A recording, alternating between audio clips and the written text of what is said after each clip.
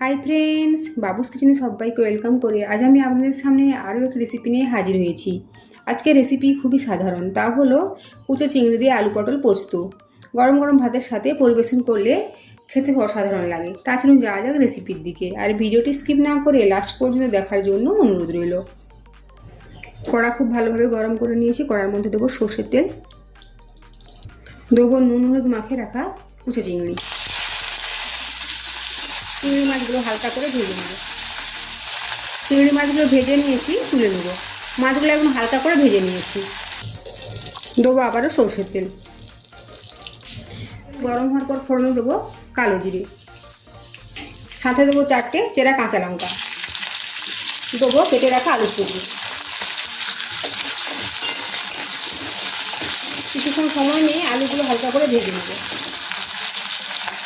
আলু ভেজে নিয়েছি, এখন দেবো পটল। পটলগুলো আমি হালকা করে খোসা ছাড়িয়ে নিয়েছি।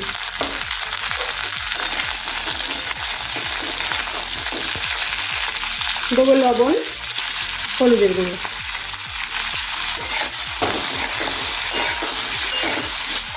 আবারও আলুর সাথে পটলগুলো কিছুক্ষণ সময় নিয়ে ভাজা ভাজা করে নেব, আর তবে ঢাকা চাপাতে ভেজে নেবে। এর ফলে আলু আর পটলটা কিছুটা সেদ্ধও হয়ে যাবে।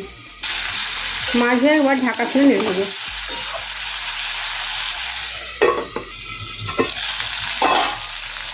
দেখুন, আলু পটল খুব ভালো করে ভাজা ভাজা হয়ে গিয়েছে, সাথে আলু অনেকখানি সেদ্ধ হয়ে গিয়েছে। দেবো পোস্ত বাটা,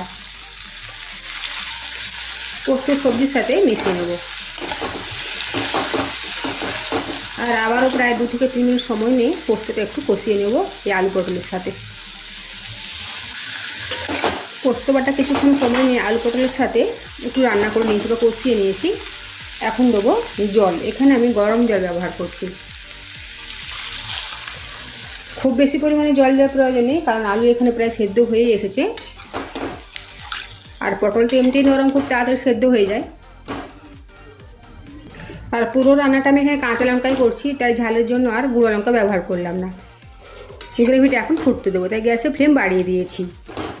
গ্রেভি ফুটে উঠেছে, এখন গ্যাসের ফ্লেম লো টু মিডিয়ামে করে দেবো। আর দেবো আগে থেকে ভেজে রাখা চিংড়ি মাছগুলো। সব কিছু আবার নেড়ে চেড়ে মিশিয়ে নেব। আর এই সময় লবণটা টেস্ট করে নিতে হবে, যদি প্রয়োজন হয় তো এই সময় লবণটা দিয়ে অ্যাডজাস্ট করে নিতে হবে। আবার ঢাকা চাপা দিয়ে রান্না করে নেব। প্রায় 7-8 মিনিট পরে ঢাকাটা সরিয়ে নেব।